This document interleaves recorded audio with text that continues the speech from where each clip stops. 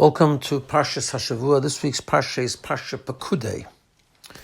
So I want to just share with you a general concept with Pekudei, and then I'm going to share with you a vart that's connected with Parsha Pekudei, but perhaps also connected with Purim. So we know that the division of Parshas was structured in such a way, so we should finish the Torah once a year. But of course we know that everything is B'hashgacha Pratis, and the division of Parshas were done by great people and adopted as the minhag of Klal Yisrael. In fact, this became the universal minhag. There was a time in Klal Yisrael where the minhag in some places was to finish the Torah once in 3 years, and other places once a year. Now everyone finishes it once a year, so this is the way it's done. And therefore it has significance, and it has importance and lessons that we can learn from the division of the Parshas and the names of the Parshas. So with regard to this week's Parsha, Pekudei is often together with Vayakel, last week's Parsha. This year it's not, it's Vayakel and Pekudei. Either way, however, Vayakel and Pekudei are two different Parshas. Now they come in continuation of Parshas Truma, Tetzaveh, and the beginning of Kisiso, where Hashem commands Moshe Rabbeinu with regard to the building of the Mishkan. So what happens is as follows. We have the division of the Parshas in the following way. Truma is when Hashem tells Moshe Rabbeinu to ask the Yidden to give a donation to the Mishkan, to build the Mishkan, instructions of what to build, how to build, the structure, the vessels, and so on.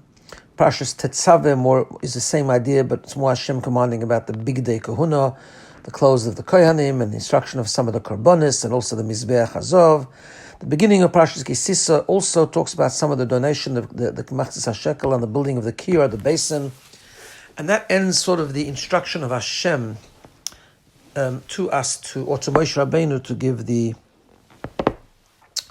give the resources and to donate the resources and to how to design the whole thing. Parshas Vayakel is when Moshe Rabbeinu gathers together the Yidden and communicates to them the design and the instruction to donate to the building of the Mishkan, and how the Yidden actually got to work. They donated. There was too much resources. There was an amazing donation, amazing collection, and so on and so forth. And then we have Parshas Pekudei, and Parshas Pekudei is the final audit. How Moshe Rabbeinu tallies up all the resources that were actually given towards the Mishkan, and then he anoints the various vessels and goes into the Mishkan and brings down the Shechina.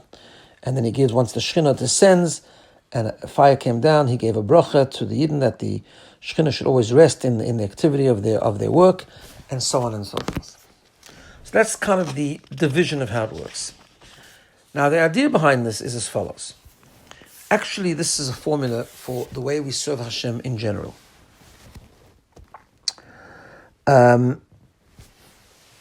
So, in Parshas Pekudei, we said that they anointed the kelim, they brought karbonis, and they brought down the Shechina. Kavod, as the pasuk says, "Kavod Hashem mole es hamishkan." The glory of Hashem filled the Mishkan.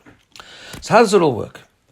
We know there's two concepts mentioned in Kabbalah. The one concept is called Isarusa de La'ela, which means an awakening from above, when Hashem inspires us and gives us the power to serve Him. There are times then where we have what's called Isarusa de la Tata, where we take initiative and we begin the process of serving Hashem. And generally the way it works is in the following way.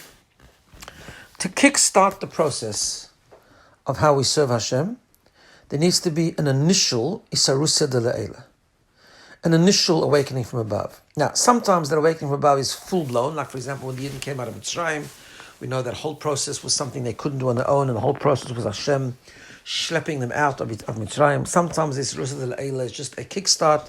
Hashem sends us some inspiration, Hashem gives us the mitzvah, Hashem gives us the koyach, but really we have to do the main thing, and that's sort of emphasized more in the avodah of tshuva around Elul and Rosh Hashanah and so on, but there always has to be Isarusa de La'ela, an awakening from above that comes before the mitzvah. Then we have the mitzvahs that we do and the avodas Hashem that we carry out, where we do the mitzvah and we we take initiative and we serve Hashem and we refine ourselves and we push ourselves beyond our comfort zone and we do whatever we do to surrender to Hashem's will, and we daven and we learn and we keep mitzvahs. So that's Isarusa Delatat, that's an awakening from above. It's our initiative that we take. What does that bring? It brings a response. We know every mitzvah brings a special revelation of Hashem into the world. Every time we learn Torah, we connect to Hashem. And as we said, every mitzvah specifically brings a different type of what we call Gilui Elokus, a different type of revelation from Hashem into the world. However, there's a huge difference between, so it goes like this, it goes Isarusa Delatata, Isarusa Delaila, awakening from above, which gives the power to do Isarusa Delatata, awakening from below, which then brings a response again of Isarusa Delaila from above. So what's the difference between the first awakening from above and the second awakening from above? The way it works is as follows.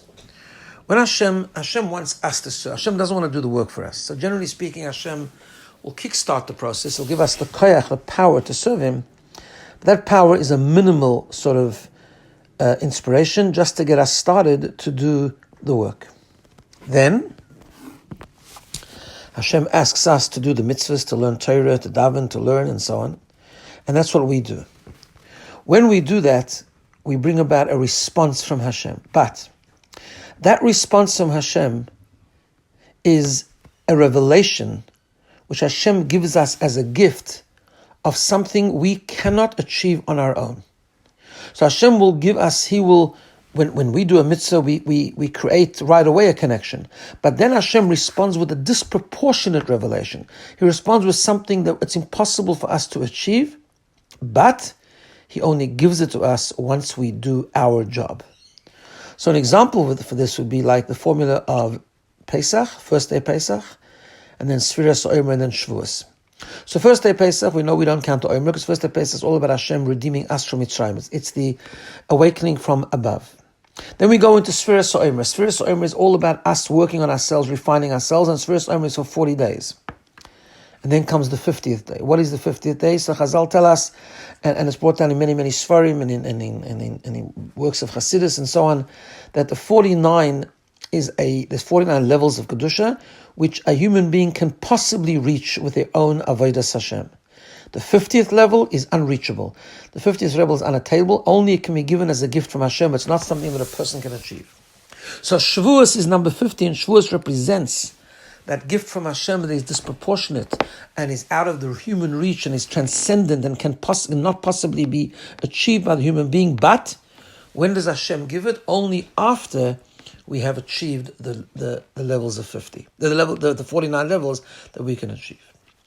This, therefore, is the division of the Parshas. Truma Tetzaveh and the beginning of Kisisa is Hashem's instruction to Moshe Rabbeinu. That's the beginning. That's the Sarusa de Le'ela. Vayakel is the Sarusa de Latata. It's what we need to do.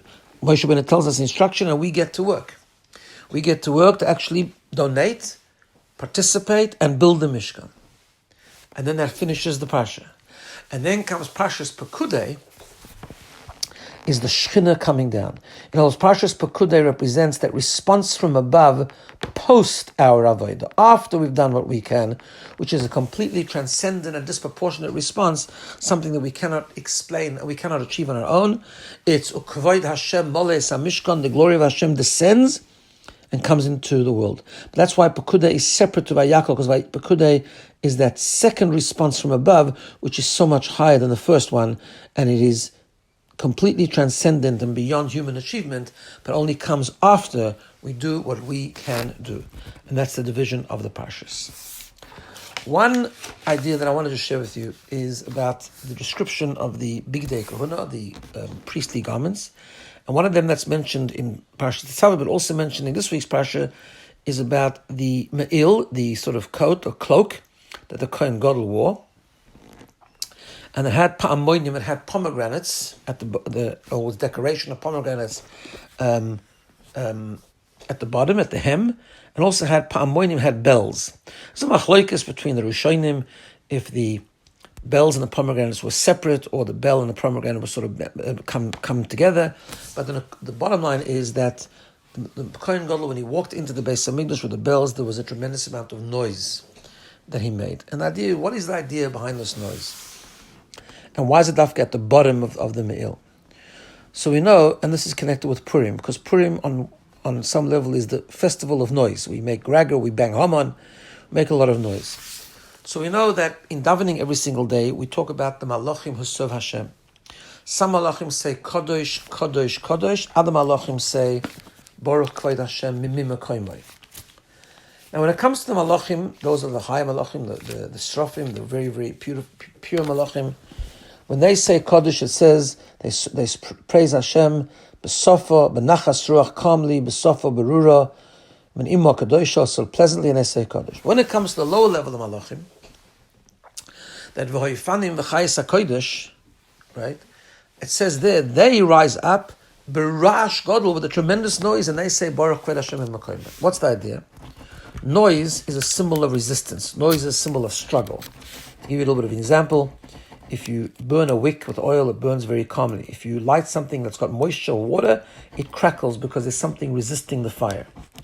In serving Hashem, very great tzaddikim, they serve Hashem much calmly. Why? Because there's no resistance. They're just on the same page. And they serve Hashem in a very calm way. However, there are Jews who are much lower than that and have a very strong Yetzer Hara and have a lot of struggles, inner struggles, spiritual struggles. And they serve Hashem b'ra'ash gadol, with a lot of noise because there's resistance. We say that on one hand, of course, the purity of those that serve Hashem calmly is because there's such a high level, there's no resistance. So of course, on the purity level, they're higher. But there's something extremely special and strong and deep about the ones who have to serve Hashem with a lot of noise because they have to overcome struggle. And overcoming struggle is a tremendous, tremendous madrega. Purim is the greatest festival. Purim is the greatest chag. But Purim is when Hashem was hidden. Purim is the yontiv of struggle. Purim, the Yidden have to discover Hashem on their own. There's no Hashem's name in the Megillah. We have to work hard to struggle it. Purim is the festival of noise. That's also why it's the greatest simcha. Because when they're overcoming that noise, you're discovering Hashem when there's resistance is even greater than when there's no struggle. And that's the symbol of the Kohen Gadol, who the Kohen Gadol represented all the Yidden. And he represented every single Yid, including the Yid who was struggling, including the Yid who had to make a lot of noise. And that's why he wore the bells when he came into the Beis Hamikdash. He made a tremendous commotion because the Kohen Gadol was a great tzaddik, a pure tzaddik. But he wasn't only bringing with himself the great Yidden, he was bringing himself all Yidden, even the ones that make noise. So the point of this is the greatness of the Jew that needs to make noise. The lower madrega of the malach, the lower madrega of struggle, and having to overcome difficulty and resistance. And that's a very, very special and great thing and a very integral part of the Mishkan and also the lesson that we learn from Purim. Have a wonderful day and a good Shabbos.